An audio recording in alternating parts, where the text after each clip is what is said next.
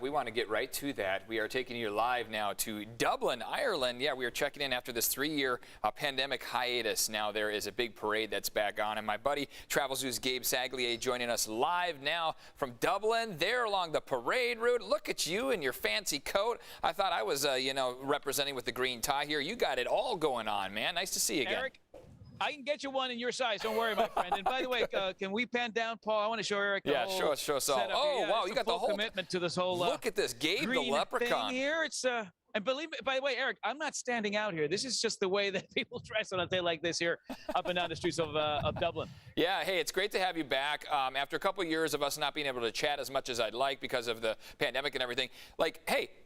St. Patrick's Day is back there in Dublin. We can see people moving around, and they're getting ready for the big parade, right? Well, actually, the parade literally just came to an end, Eric. I was trying to have them hold off until you and I got to chat. It literally just came to an end. Oh, it did? Okay. But you said it. It's been 3 years since Dublin and pretty much every city, village and town across the country here has been able to throw a parade in honor of its patron saint.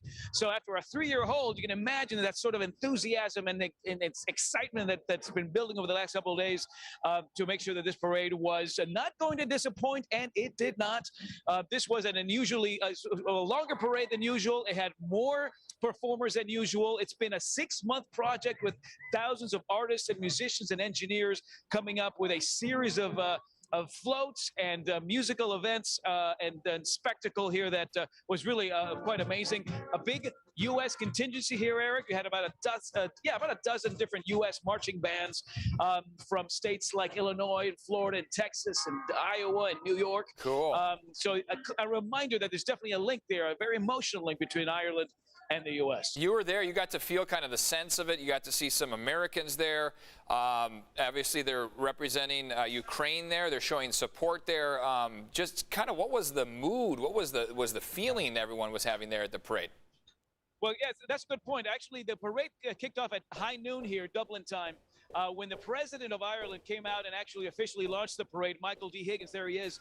And he actually it was a bit of a more poignant moment than usual. He had met with the Ukrainian ambassador here. They had a moment of silence. Oh, wow. There were some just sort of official words exchanged and some gestures exchanged.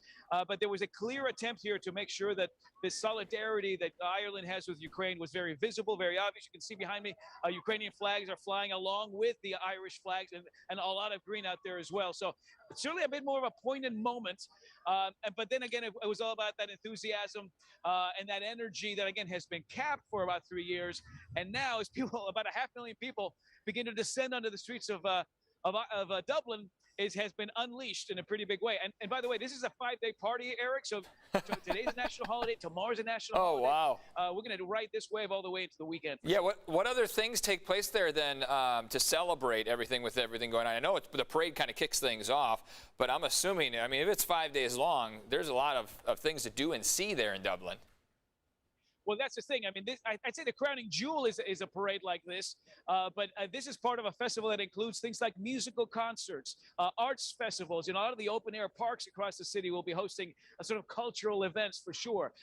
You've got the museums that are open. Many of them are free to the public that are showcasing, nationally inspired, arts exhibits and performances and lectures and that sort of thing. So very culturally driven with a series of events, many of them open to the public and free that will be happening between now and Sunday. A lot of people actually will, I just heard from Dublin Airport, actually, 800,000 people expected through the airport this week. That's more people than they've seen in a week since 2019. And a lot of those folks will stay through the weekend and actually begin to travel around the country as we head into the latter part of March. Okay, we only got about a minute left here, Gabe. Usually we chat with you about our travel segments. You're the Travelzoo guy. Travel's back, right? People are out and about. There's plenty of Americans there in Dublin, right?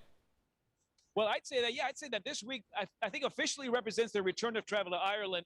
Keep in mind that just about 2 weeks ago, Ireland waived all restrictions around travel out here. So you don't need anymore a COVID test, proof of vaccination. You don't have to fill out those passenger locator forms that over the last couple of years have been part and parcel to the travel experience here and internationally. So you've got a valid passport, Eric, you're in.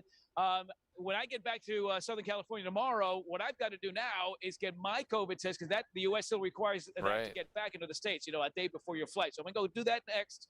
I'm going to test negative, go back home tomorrow. But after I test, I'm going to descend onto the pubs just like everybody else. Yeah, Do exactly. as they do here in Ireland. Yep, go get that dark beer or green beer, whatever color beer it is. Cheers to you. Happy St. Patrick's Day, Gabe. Nice to see you as always. Thanks for coming on the show. And boy, you're right. I'm about a 42 regular in that suit. So if you can find a tailor.